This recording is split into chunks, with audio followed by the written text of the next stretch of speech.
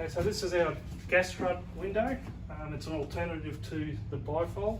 This also can be done as a normal window or a servery situation. You can have a timber servery, which is 300 or 290mm, or you can have the stone for the kitchen going right through, just like the bifold, same principle. Also have integrated fly screen for this one as well, on Centaur S2.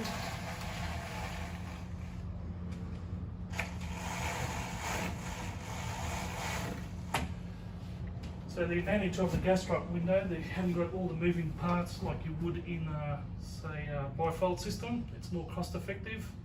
Also has the minuet bolts for locking, which are Centaur as well. You can have these in different sizes as the glass gets thicker and the frame gets thicker to suit the regulations. And that's the advantages of the gas strut over the